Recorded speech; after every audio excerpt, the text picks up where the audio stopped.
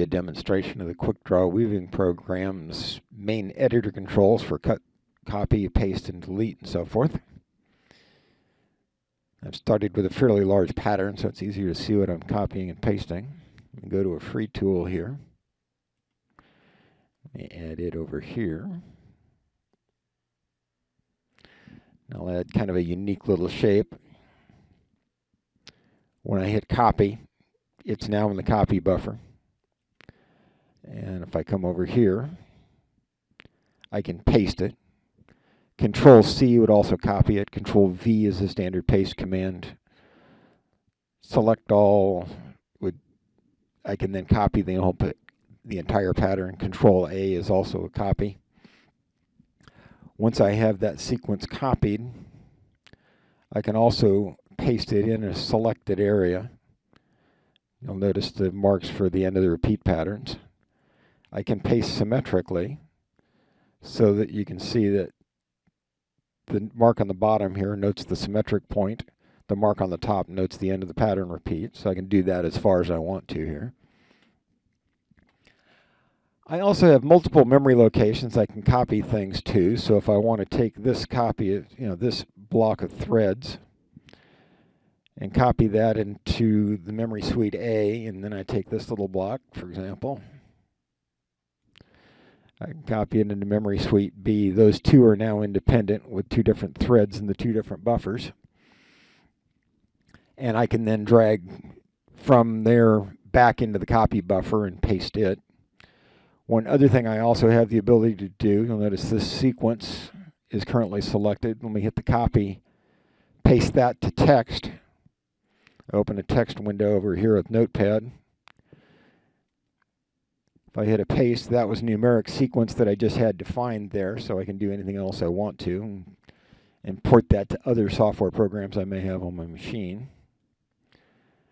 I can also take a sequence that was entered there from text, put that in the copy buffer, and if I paste that, that was just that 8-thread or 7-thread straight twill. So I can play back and forth that way. I can also copy things. Let me go back to this guy.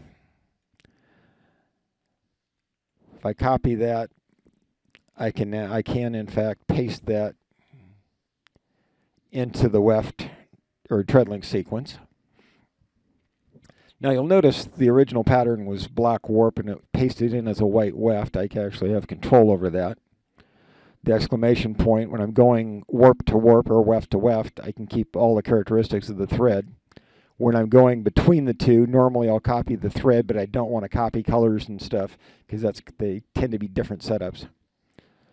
So that gives me that functionality. Let me clear this stuff out of here. If I hit the delete key, that's gone.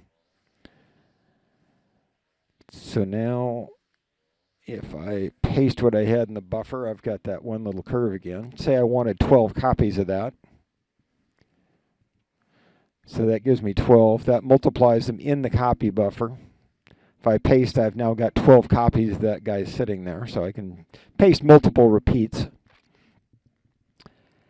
And let me go back in. If I copy the initial ramp here,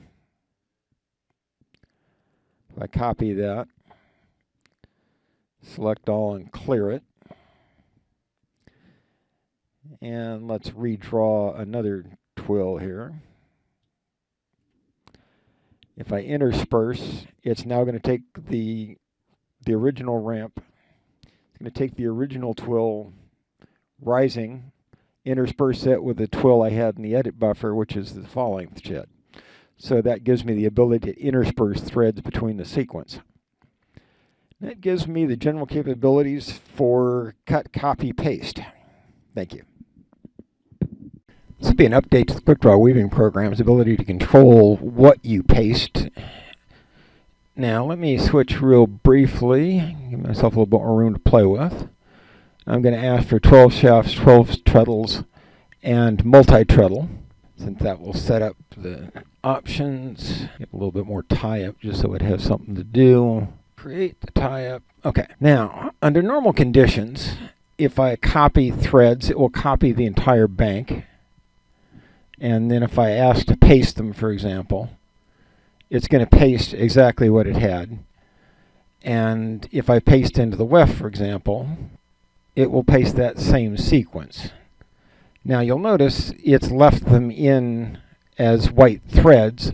And the reason for that is when I look back over here, when I'm copying from warp to warp or weft to weft, it will control the thread color, spacing, and size so that I get what I expect. Otherwise, if I copied black down here, I just end up with a black pattern.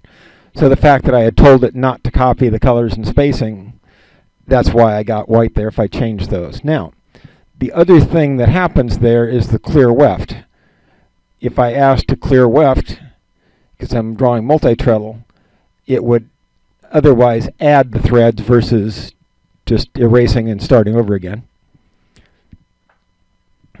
Now, the other thing that I've just added when I started playing with the draft blending is the enable to shift. So now, let me copy this same block of threads. Actually, let me copy that block of threads.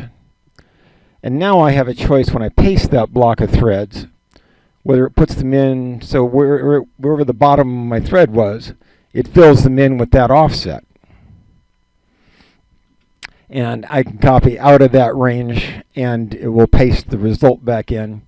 Same thing on the treadling here. So I can take that block of threads and paste them there.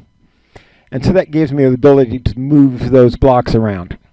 And that's about what I need to say here. Thank you. Bye. Okay, this will be a very brief update talking about the new capability in version 4.13. In particular, on the older versions, if I wanted to take that block of threads, copy it and repeat it some number of times, say I wanted to repeat it 15 times, I can hit it, copy, enter the repeats, and then paste and play with it that way. There's a byproduct of something else I'd done here that's relevant to this discussion. If I hit the annotation, I've selected a block of threads. If I simply do a right mouse click to clear that screen, say I want that 15 times. When I hit the times 15, if I add that comment box and then hit the expand, it's given me 1, 2, 3, 4, 5, 6, 7, 8, 9, 10, 11, 12, 13, 14, 15 copies of that. So that's a kind of a shorthand way to do that same thing. And it's generally a little bit easier because I can just hit times 2, and rather than think it's already got 1, so I need to add 2 more copies, it's a quick way to do that same thing. Okay, this is an update for version 4.15. I've added a number of tools to facilitate polychrome summer and winter structures, and in this is the second of those tools. In this particular case, I've got multiple threading blocks that I now want to go through, and I'll explain. I'll do a separate video that shows the entire project to create this and use it. The normal intersperse function will take what's in a copy buffer, merge it with what's selected. This gets a little bit different. In this case, if I click the selection, select the first block I want, copy that into block A, select the second block, copy B, third block, copy C. Then if I drag from C to the intersperse button, it's now taken the first thread from block 1, the first thread from block B, the third thread from block C, and put those all in order so that it effectively shuffles those 3. You know, for example, I'd actually wanted to use the tabby blocks, copy that into A, B, copy it into B, and then I've got a tabby structure down here. If I had that, copy C, C to intersperse. Now it's actually added the tabbies for me, and it's repeated the tabby block that was only 2 in the initial pattern. So that is the update to the intersperse. Thank you.